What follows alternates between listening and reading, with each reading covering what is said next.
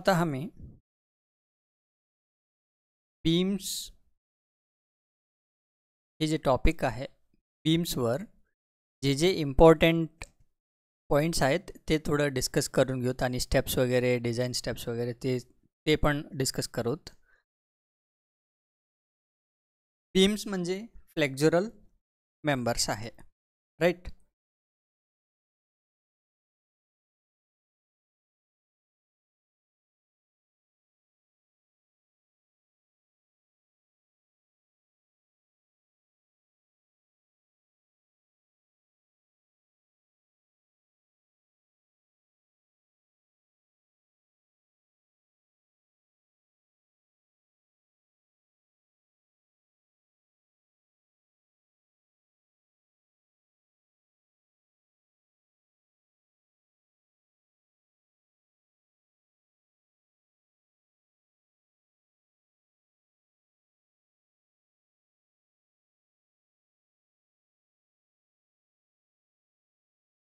आता तुम्ही हे बीमवर तुम्ही जेव्हा लोड घालता, हे जे आहे लोड आहे, जेव्हा लोड घालता तेव्हा काय होते म्हणजे बीममध्ये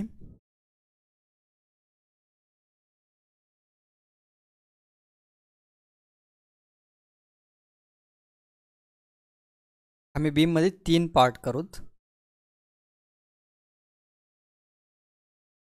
जेव्हा लोड अप्लाय केलो तेव्हा काय होतंय, बीमच्या हे जे पोर्शन आहे बॉटम पोर्शन सेंटरमध्ये इथं टेन्शन डेव्हलप झालेलं असते. अगर हे बीम फिक्स्ड आहे म्हणून समजा, मग काय होतंय इथं टॉपमध्ये सपोर्ट नियर टू सपोर्ट पण टेन्शन डेव्हलप होतंय. कशामुळं? हे लोडमुळं. ओके. आणि हे जे बाकीचं पोर्शन जे आहे हे कॉम्प्रेशन झोन म्हणतो आम्ही.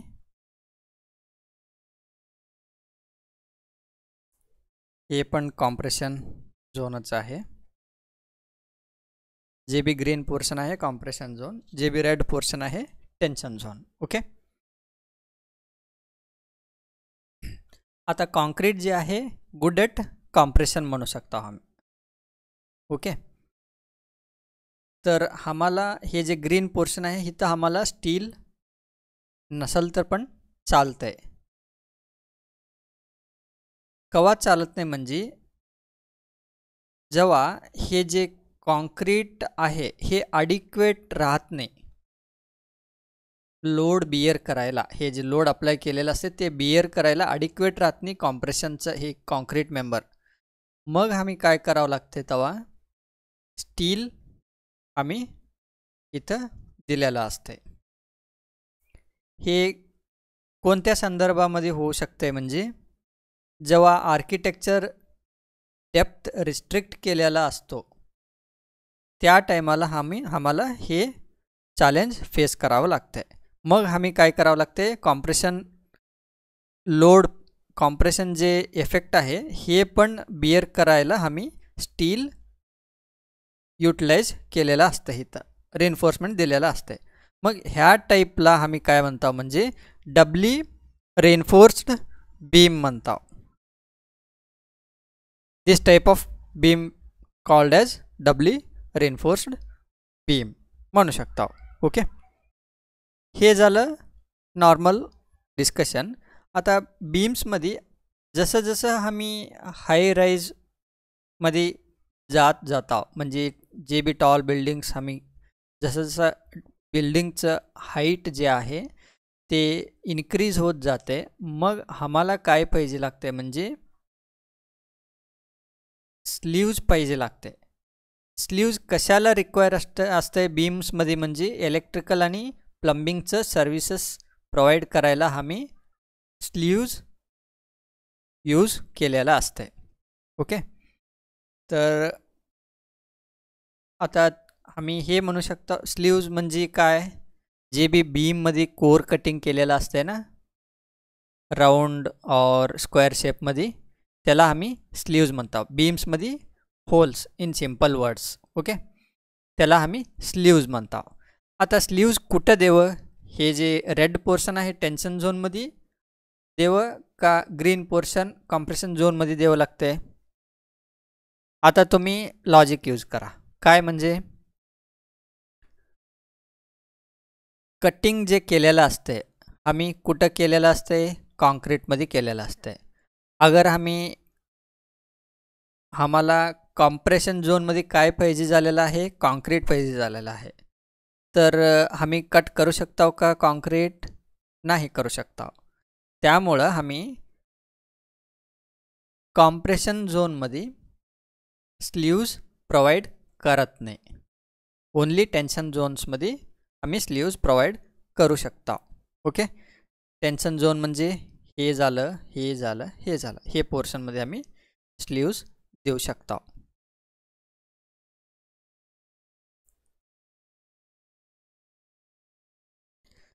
आता आम्ही काय म्हणू शकतो, आयडियल लोकेशन फॉर स्लीव्ज कोणतं आहे, टेन्शन झोन आहे म्हणू शकता. ओके,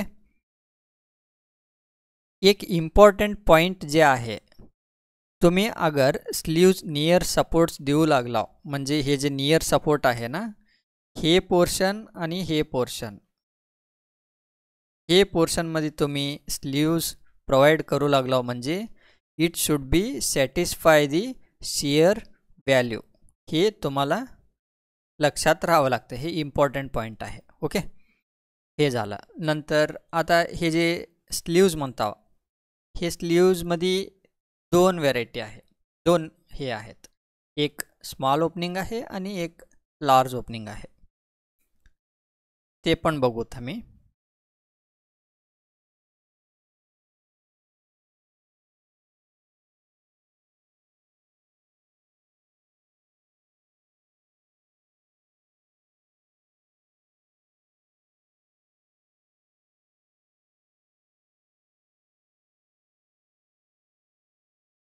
अगर आपलं बीमचं इफेक्टिव्ह डेप्थ, हे जे बीम आहे इथे स्टील दिलेलं असते, एवढं पोर्शन आम्ही इफेक्टिव्ह डेप्थ म्हणू शकतो. अगर आपलं बीमचं effective depth less than or equal to beam effective depth less than or equal to 500 mm आहे म्हणून समजा, then it should not exceed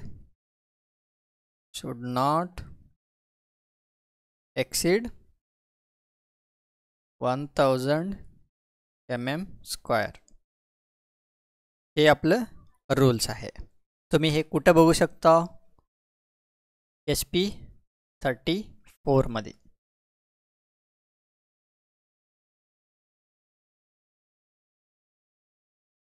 हे जे प्रोव्हिजन्स दिलेलं आहेत हे तुम्ही SP 34 मध्ये बघू शकता.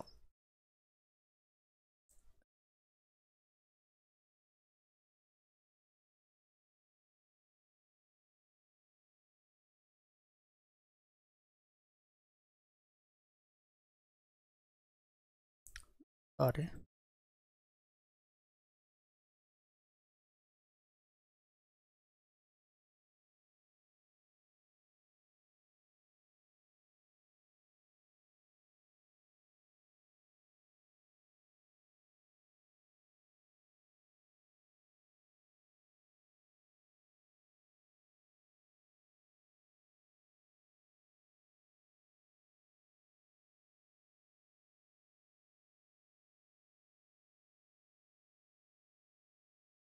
इथं तुम्हाला भेटतंय हे जे 8.13.1 आहे, इथं तुम्ही बघू शकता. स्मॉल स्क्वेअर और circular openings may be placed in mid depth of the web, आणि हे जे शाल नॉट एक्सीड 1000 mm². हे समजा हे जे आहे तुम्ही एकदा रीड करा, वाचून घ्या. मी काय करतो, इम्पॉर्टंट पॉईंट्स हायलाइट करतो. Okay, so beam effective depth अगर लेस दॅन 500 mm आहे म्हटलं तर 1000 mm² जास्त रावणी ओपनिंग, त्याला आम्ही स्मॉल ओपनिंग्स म्हणू शकतो. अगर जास्त आहे म्हटलं तर स्मॉल ओपनिंग नाही ते. ओके. आणि इफ बीम इफेक्टिव्ह डेप्थ अगर ग्रेटर दॅन 500 mm आहे म्हणजे it should not exceed 0.004 d square. म्हणजे आता एक एक्झाम्पल इथं घेऊत. आमचं हे बीम जे आहे इफेक्टिव्ह डेप्थ 600 mm आहे म्हणून समजा एक्झाम्पलला. मग 0.004 इंटू 600 स्क्वायर किती येतं आहे? 1440 mm स्क्वायर. अगर 1440 mm स्क्वायरच्या मध्ये असलं तर ते ओपनिंग आमचं स्मॉल ओपनिंग आहे म्हणू शकता. ओके. हे 1440 आम्ही अगर स्क्वायर आहे म्हणजे √1440 किती देऊ शकतो आम्ही? 37.9 इंटू 37.9 mm स्क्वायर. ओके. एवढं एरिया आम्ही देऊ शकतो. अगर राऊंड शेप आम्ही प्रोव्हाइड करू लागलो म्हणजे स्लीव्स, मग काय करावं लागतं? π/4 d स्क्वायर 1440 असतं आहे. ओके. d म्हणजे √1440 डिवायडेड बाय π/4 असतं आहे. मग आपलं डाया किती येतं आहे? 42.82 mm. एवढं आम्ही देऊ शकतो स्मॉल ओपनिंग्स.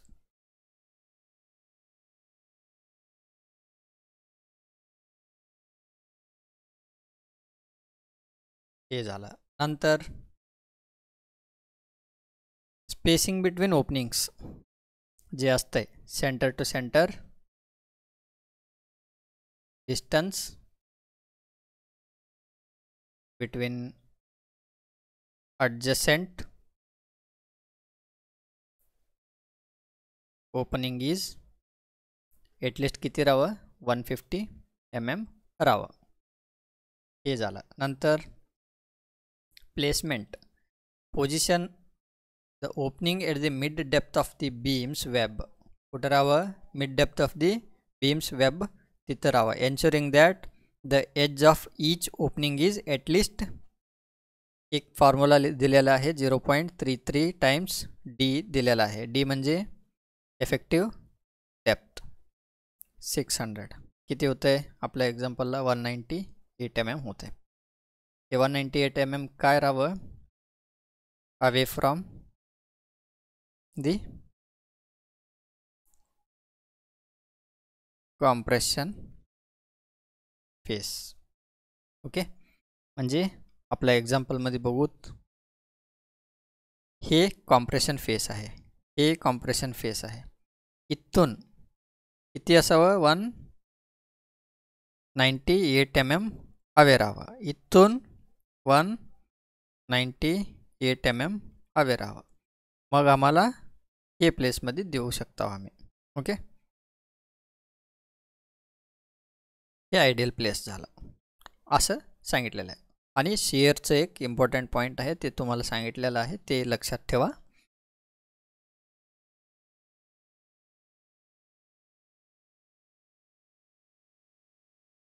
नंतर लार्ज ओपनिंग्स.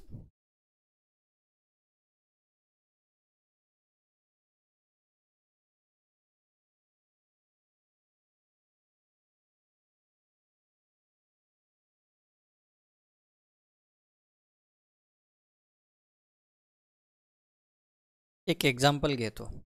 आमचं जे 600 घेतलेलं आहे ना, 600 mm डेप्थ. मग काय क्रायटेरिया आहे म्हणजे तुम्ही इथं बघू शकता.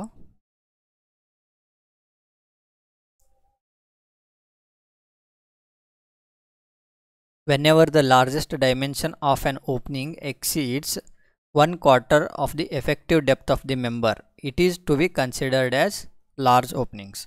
म्हणजे अगर आपलं बीमचं इफेक्टिव्ह डेप्थ 600 आहे म्हणजे 600 डिवायडेड बाय 4 म्हणजे 150 अगर 150 च्या जास्त आम्ही ओपनिंग प्रोव्हाइड करू लागलो स्लीव्ज म्हणजे ते काय होते लार्ज ओपनिंग आम्ही कन्सिडर करू शकतो आणि ॲज पर लार्ज ओपनिंग्स जे बी क्रिटेरिया असतात ते आम्ही मॅच करावं लागतंय. ओके.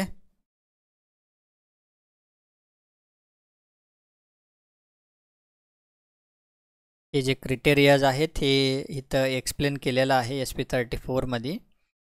हे 8.13.3 आणि हे जे 13.4 13.5 13.6 आणि हे जे आहे फिगर, हे फिगर पण तुम्ही बघून घ्यावं लागतं आहे आणि स्पेशल अटेन्शन हे डिटेलिंग्समध्ये द्यावं लागतं आहे. ओके. आता मी काय करतो हे तुम्ही एकदा वाचून घ्या. हे समजे हे जे लार्ज ओपनिंग्सचं हे आहेत क्रिटेरियाज, मी थोडं जे बी इम्पॉर्टंट पॉईंट्स आहेत ते थोडं हायलाईट करून सोडतो इथं.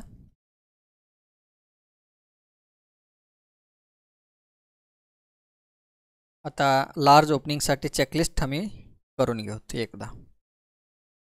चेकलिस्ट फॉर लार्ज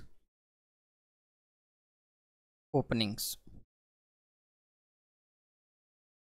पहिलं काय,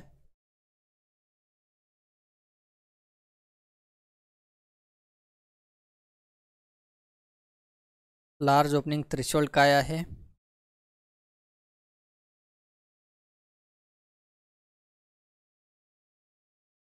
effective depth of beam divided by 4. अगर ह्याच्या हे जे बी व्हॅल्यू येते त्याच्या जास्त आलं तर ते आम्ही लार्ज ओपनिंग म्हणून कन्सिडर करतो. आणि लार्ज ओपनिंगचं मॅक्झिमम हाईट ऑफ ओपनिंग किती देऊ शकता, 0.4D हे एवढंच, ह्याच्यापेक्षा जास्त आम्ही देऊ शकत नाही. डी म्हणजे effective depth. Third,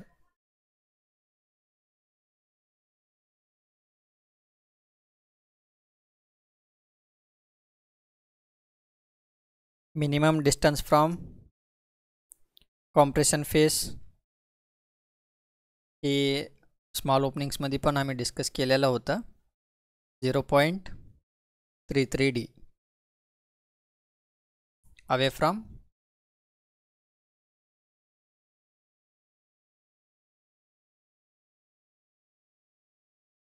compression face.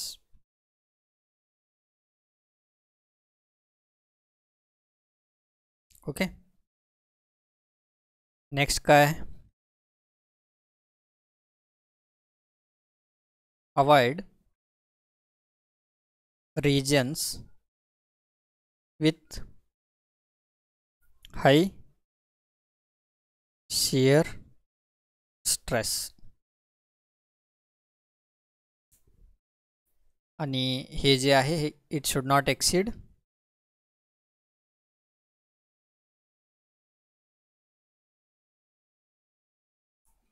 0.36 times of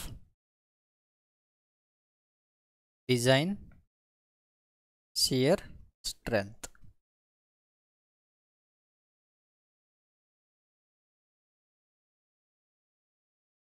okay. आणि अवॉइड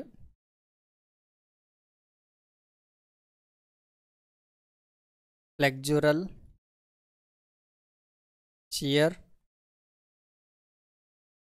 critical zones म्हणजे काय, नियर सपोर्ट्स. नियर सपोर्ट्स म्हणजे ऑलरेडी आम्ही डिस्कस केलेलं आहे, हे जे आहेत हे नियर सपोर्ट्स आहेत, इथं आम्ही अवॉइड करावं. ओके. नंतर don't provide in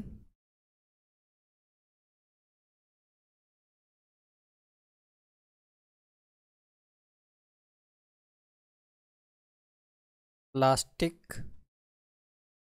hinge zones, particularly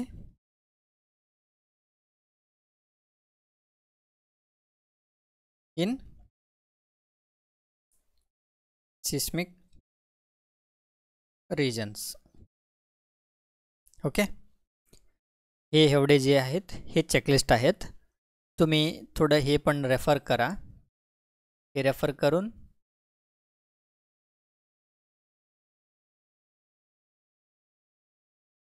थोडं रीड पण करा, पूर्ण रीड करून, आणि हे डायग्राम पण तुम्ही हे करा. हे डायग्रामचं थोडं मी एक्सप्लेन करतो.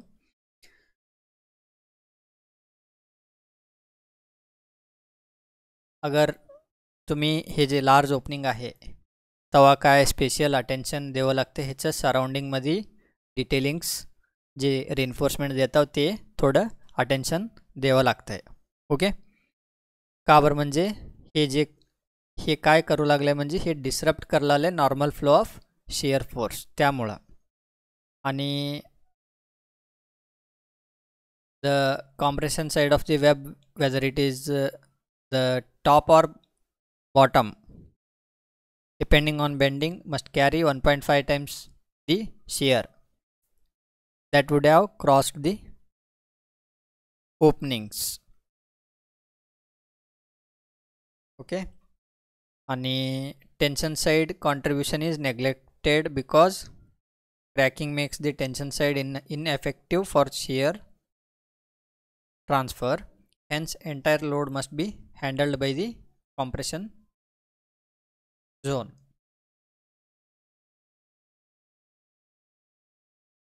नंतर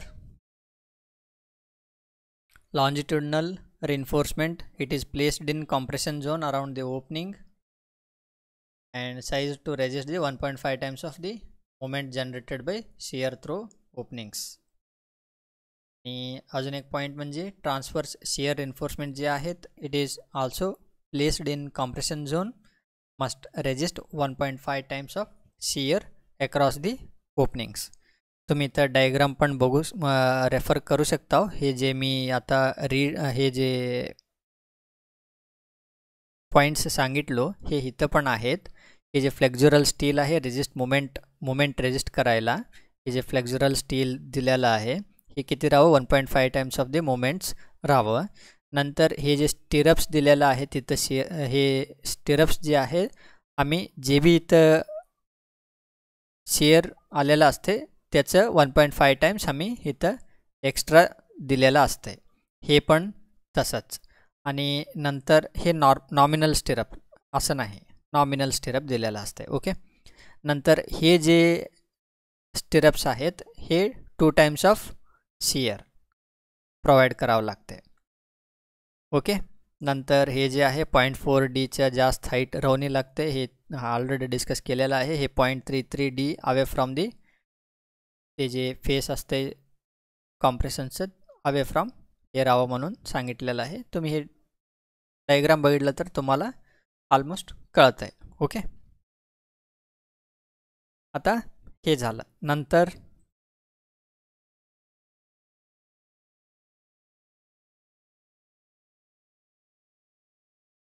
बीम्समध्ये आम्ही बीम्स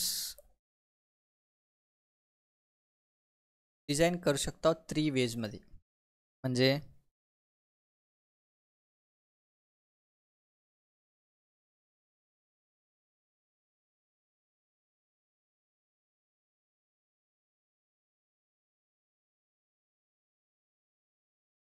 फर्स्ट कोणतं, over reinforced section. Second method, balanced section. Third, under reinforced section. Okay,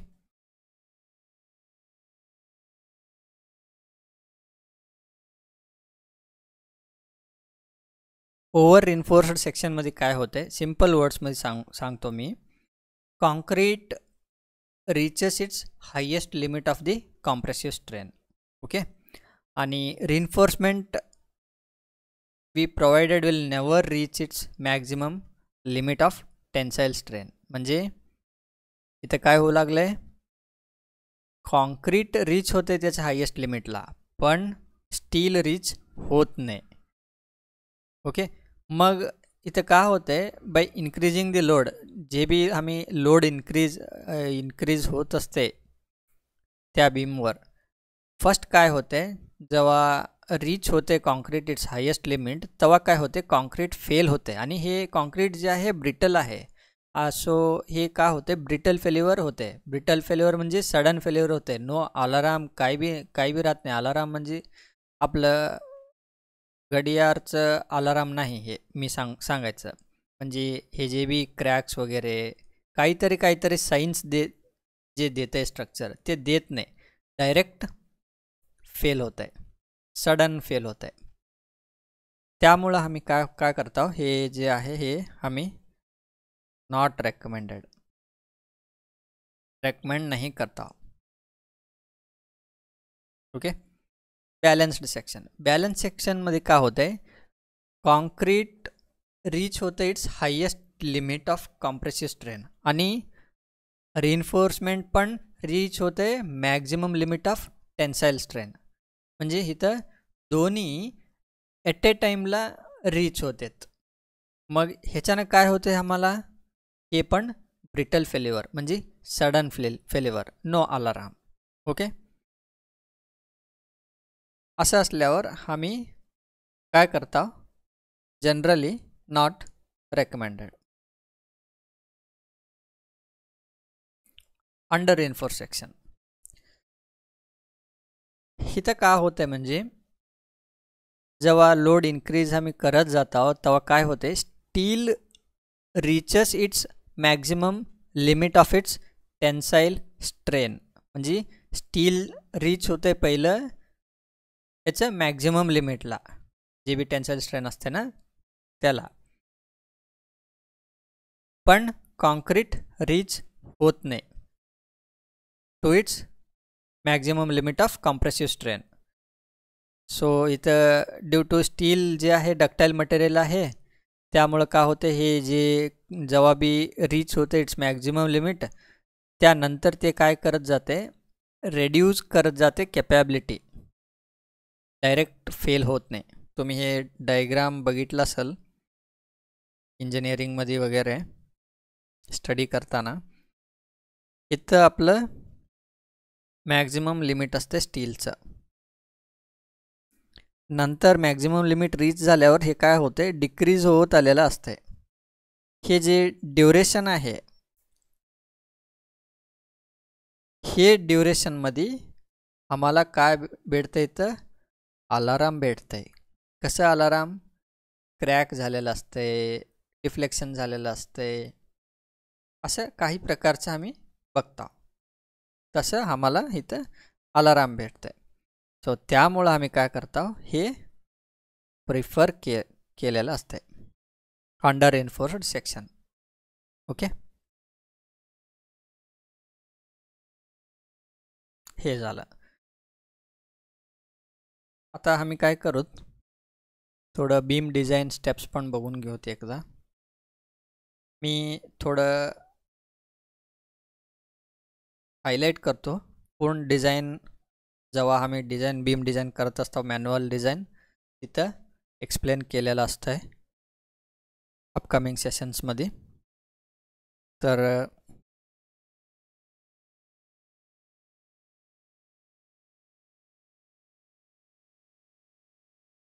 beam design steps काय आहेत, पहिलं आम्ही काय केलेलं असतं, बीमचं विड्थ आणि डेप्थ अज्युम केलेलं असतं.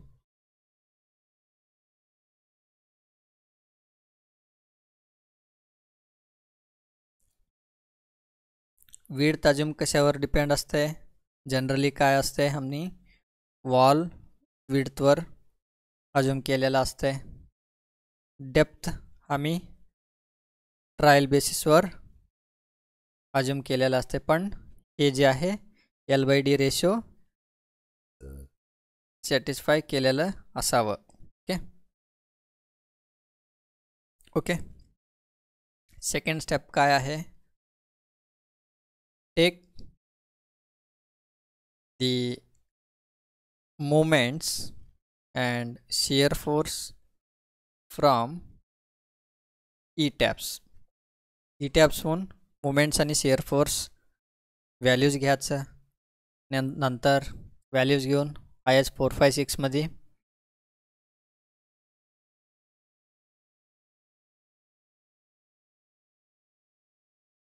annex G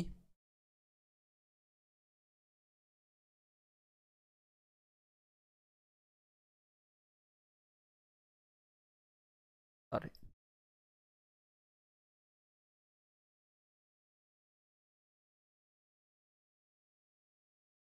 हे जे अनेक्स जी आहे हे तुम्ही रेफर करू शकता. हे फॉर्म्युलेज वगैरे आहेत, हे रेफर करून तुम्ही डिझाईन करायचं असते. नंतर शियर डिझाईनसाठी टेबल 19 रेफर करायचं.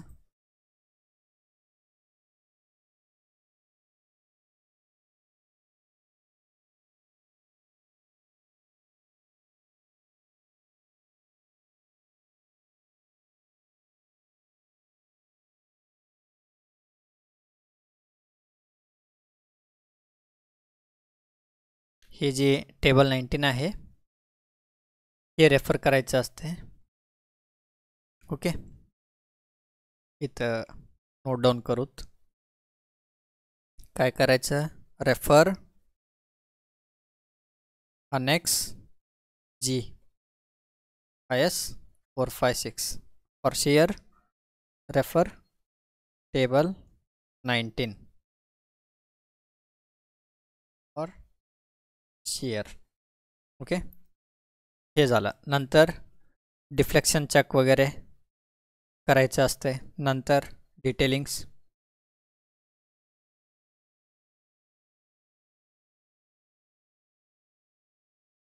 डिफ्लेक्शन चेक नंतर डिटेलिंग्स.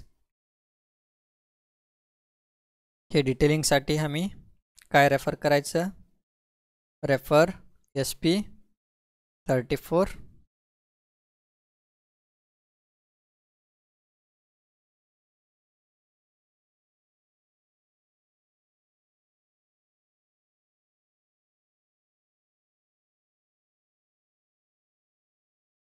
हे जे आहे हे डायग्राम तुम्ही रेफर करायचं आहे.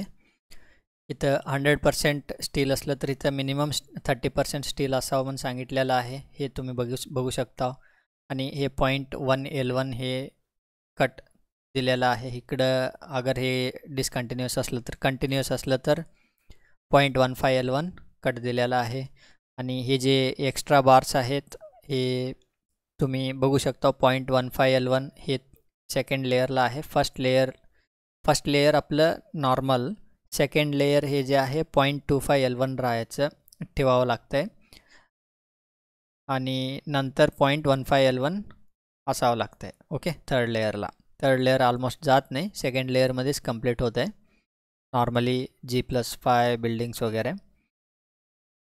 आणि हे जे आहे 20% मिनिमम, अगर हे तिन्ही 100% आहे म्हणजे हे तिन्हीचं 20% हे राहावं आणि हे 60% राहावं लागतं आहे.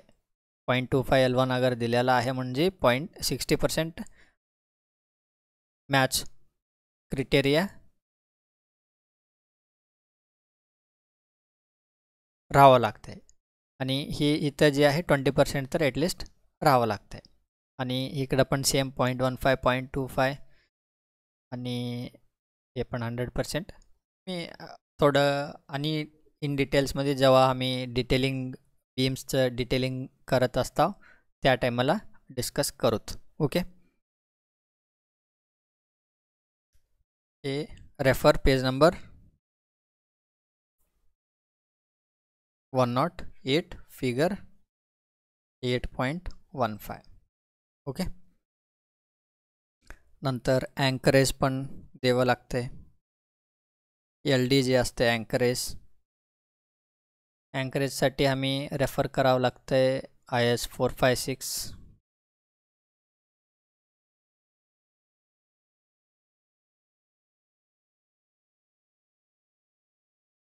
हे जे डेव्हलपमेंट आहे फॉर्म्युला काय आहे अँकरेज लेंथसाठी L D is equals to dia of bar stress in bar divided by 4 tau B D. Tau B D means bond strength.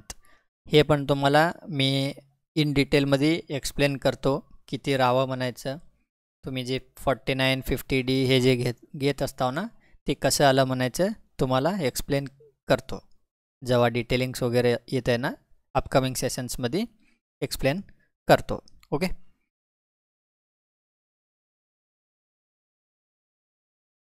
हे नोट डाऊन करोत. Anchorage for anchorage refer 26.2.1. Okay. नंतर rebar डिटेल्समध्ये आम्ही थोडं बघून घेऊत.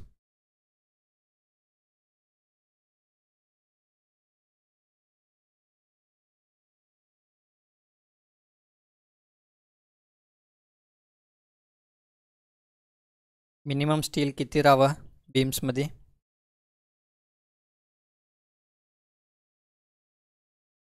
त्यासाठी आम्हाला IS 456 मध्ये 26.5.1.1 हे जे आहे इथं दिलेलं आहे मिनिमम रिन्फोर्समेंट एरिया. हे फॉर्म्युला आहे AS by BD is equals to 0.85 divided by FY. Okay. तर आम्ही लिहून घेऊत हे पण AS by BD equal to 0.85 FY और आम्ही काय म्हणू शकतो AS is equals to 0.85 by FY into BD. Okay. B म्हणजे width of the beam, D म्हणजे effective depth of the beam. Okay. आणि मॅक्झिमम स्टील ह्याला हे रेफर कुठं करावं 26.5.1.1 ला रेफर करा. सिमिलरली मॅक्झिमम स्टील पण किती राहावं बीम्समध्ये तुम्हाला इंटरव्ह्यूजमध्ये हे मेजरली विचारलेलं असतंय. मॅक्झिमम स्टील मिनिमम स्टील किती राहावं म्हणायचं. हे मिनिमम स्टीलचं बीमचं म्हणजे हे तुम्ही फॉर्म्युला सांगावं लागतंय. ओके. आणि मॅक्झिमम स्टीलसाठी तुम्ही बघू शकता हे IS 456 मध्ये किती आहे maximum reinforcement shall not exceed 0.04 BD. 0.04 BD हे कॅपिटल D आहे बघा टोटल बीम डेप्थ. म्हणजे आम्ही ह्याला और आम्ही काय कसं म्हणू शकतो इन टर्म्स ऑफ पर्सेंटेज म्हणजे 4% म्हणू शकतो. नंतर साइड फेस रिन्फोर्समेंट देत असता.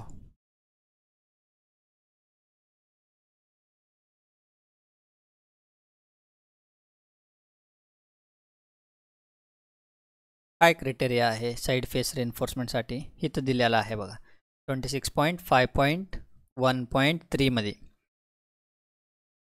Wear the depth of the web in a beam exceeds 750 mm. म्हणजे depth of the web in a beam exceed होते 750 mm मग आम्ही साइड फेस रिन्फोर्समेंट प्रोव्हाइड करावं लागतंय. ओके.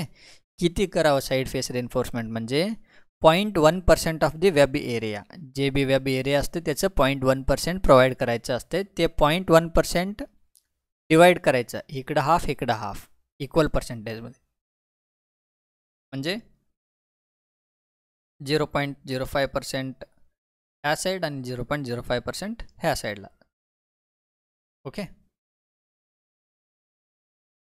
आणि अगर ते जे आम्ही साइड फेस रिन्फोर्समेंट देत आहोत त्याचं वर्टिकलमध्ये हाईटमध्ये अगर ते एक्सीड होलाला 300 mm म्हणजे आम्ही अजून एक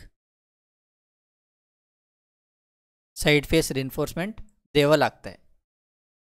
तेच सांगितलेलं आहे इथं तुम्ही वाचू शकता. Equally on two faces at a spacing not exceeding 300 mm और वेब थिकनेस. 300 mm और वेब थिकनेस अगर कमी असलं कोणचं लेस असते ते व्हॅल्यू आम्ही यूज करावं लागतंय. त्याच्यापेक्षा जास्त राहू नये. डिस्टन्स वर्टिकलमध्ये. ओके, हे अजून मी तुम्हाला इन डेप्थमध्ये जेव्हा डिटेलिंग आलेलं असते तेव्हा तुम्हाला एक एक्झाम्पल घेऊन वगैरे एक्सप्लेन करतो.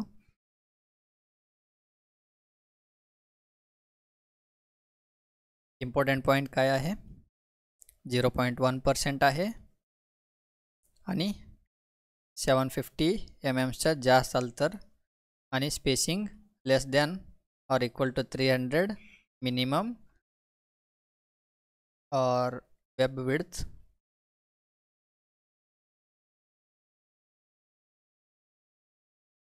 whichever minimum. ओके, हे इम्पॉर्टंट पॉईंट्स झाले. हे रेफर करायचं 26.5.1.3, हे 26.5.1.1. नंतर मिनिमम शियर रीबार.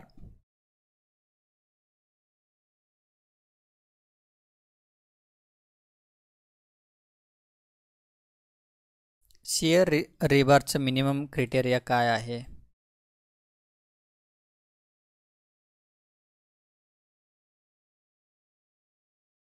इथं आहे बघा 26.5.16 मध्ये. मिनिमम शियर एन्फोर्समेंट फॉर्म्युला काय आहे? ASV divided by BSV, it should be greater than or equal to 0.4 divided by 0.87 FY. याच्या ग्रेटर राहावं. ओके, इथं तुम्ही थोडं वाचून घ्या, तुम्ही लई लेंथी होऊ लागले हे video. ASV by BSV, it should be greater than or equal to 0.4 times of 0.87 FY. इथं अजून एक आहे इम्पॉर्टंट पॉईंट, तुम्हाला एक्सप्लेन करतो ते पण. हे FY जे आहे, इथं FY जे दिलेलं आहे characteristic strength of the stirrups आहे, स्टिरप रेन्फोर्समेंट आहे in newton per mm², which shall not be taken greater than 415 Newton per mm². तुम्ही रिमेंबर करून घ्या, जेव्हा आम्ही ईटॅब्समध्ये बीम्स डिफाईन करत होतो त्या टायमाला लॉन्जिट्युडिनल रिइन्फोर्समेंटला आम्ही FY 500 घेतलेलं आहे आणि कन्फाइनमेंट रीबारला आम्ही FY 415 यूज केलेला आहे. ते 415 कशाला यूज केलेला आहे म्हणजे हे रूल आहे, आपलं कोडबुक सांगितलेलं आहे 415च्या जास्त आम्ही चेअरसाठी देऊ नये म्हणून. ओके, हे रूल आहे. नंतर अजून काय रूल आहेत हे रेफर करा 26.5.1.6. Maximum spacing of shear links काय आहे? 0.7D आहे. तुम्ही इथं बघू शकता.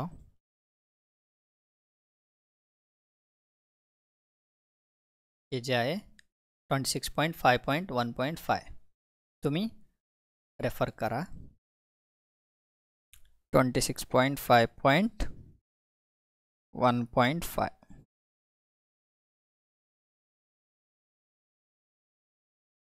maximum allowable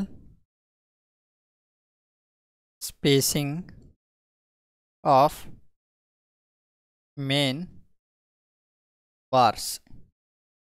मेन बार्स जे असतात त्याचं मॅक्झिमम स्पेसिंग ते कशावर डिपेंड आहे म्हणजे हे जे आहे डिपेंडिंग ऑन रीडिस्ट्रीब्युशनवर डिपेंड आहे ते. अगर आपलं आम्ही FY 500 यूज करू लागलो मेन रेन्फोर्समेंट म्हणजे रीडिस्ट्रीब्युशन 0 केलेलं आहे म्हणजे आमचं मॅक्झिमम स्पेसिंग किती राहावं? 150 राहावं, त्याच्यापेक्षा जास्त राहू नये. अगर रीडिस्ट्रीब्युशन केलेलं आहे म्हणजे अगर हे 15% रीडिस्ट्रीब्युशन असेल तर 130 घ्यायचं, 30 म्हणजे 105. अगर प्लसमध्ये रीडिस्ट्रीब्युशन केलेलं आहे म्हणजे 175 195. ओके, तसं घ्यायचा आहे. म्हणजे आम्ही ह्याला म्हणू शकतो 150 mm आम्ही रिडिस्ट्रीब्युशन केलं नाही म्हणलं तर. It depends on based on रिडिस्ट्रीब्युशन.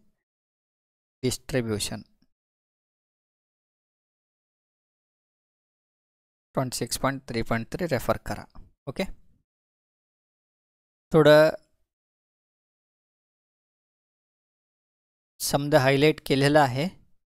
अजून थोडं डीपमध्ये आम्ही अपकमिंग सेशन्समध्ये येत आहोत.